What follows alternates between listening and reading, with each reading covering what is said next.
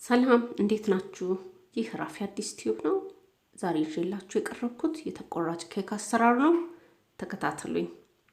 የሚያስፈልገን ይህን ለመስራት ዱቄት 1 ኩባያ፣ 1 የሻይ ማንኪያ ቤኪንግ ፓውደር፣ 1 ሁለተኛ ቤኪንግ ሶዳ። ላይክ፣ ሰብስክራይብ እና ሼር ማድረግ አይርሱ። እነዚህ ያሉንን ግብአቶች ወደ ምናቦካበት እቃ እንገለብጠዋለን። በመጀመሪያ ዱቄታችንን 1 ኩባያ ዱቄት እንገለብጣለን እንደምታዩት። ከዛ 1 የሻይ ማንኪያ ቤኪንግ ፓውደራችንን እናደርጋለን። ቤኪንግ ሶዳ እንጨምርበታለን እና እነዚህን ደረቅ ግብአቶቻችንን እናዋሃዳቸዋለን ማለት ነው። በደንብ አድርገን እንዲዋሃዱ ማድረግ አለብን።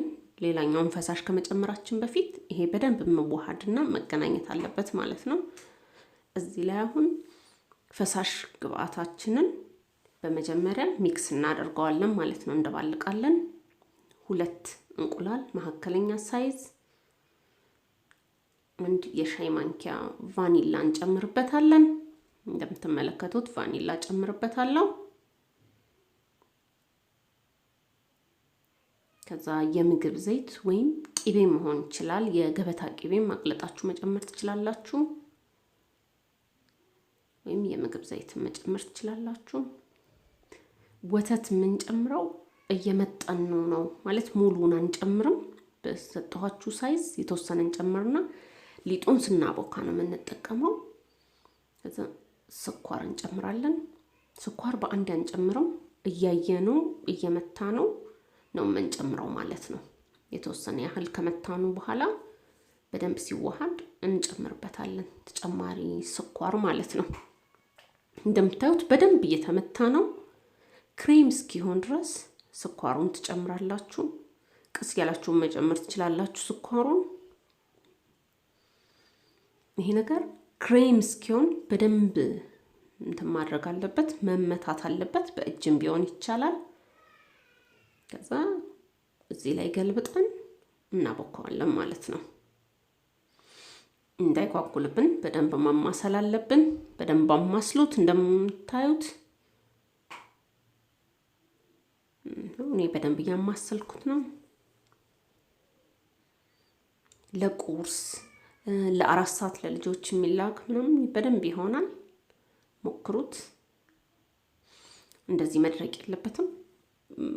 ሚክስ ያደረግነውን እየጨመርን እያላላኑ እንመጣለን።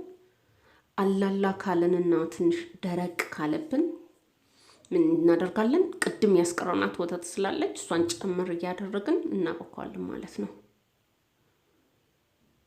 አሁን ቆንጆ ሆኖልኛል።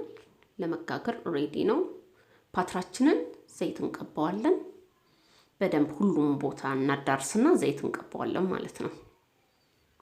ከዛ ዱቄት እናደርግበትና በደንብ እናዳርሰዋለን። ላዩን በደንብ አድርገን እንቀባዋለን።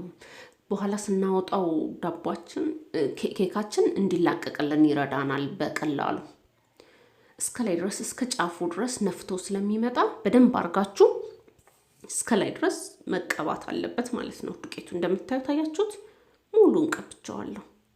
እንደዚህ ነው የሚቀባው። አሁን እንትኑን እናደርግበታለን፣ ሊጡን እናደርግበታለን። እንደምታዩት ሊጡን ወደ ጎን ነው ማፈሰው። ከዛ ውስጡ ያለው አየር እንዲወጣ እንደዚህ በደንብ መደብደብ አለበት። ከዛ ከ20 እስከ 30 ደቂቃ በኖርማል ቴምፕሬቸር ትከቱታላችሁ። በኖርማል ቴምፕሬቸር ቆንጆ ሆኖ ይበስላል ማለት ነው። እንደምታዩት ቆንጆ ሆኖ በስሎልኛል። አያችሁት? ስፖንጅ ነው። ቆንጆ ነው። በጣም አሪፍ ሆኖ በስሏል። እንድትሞክሩት ጋብዛችኋለሁ።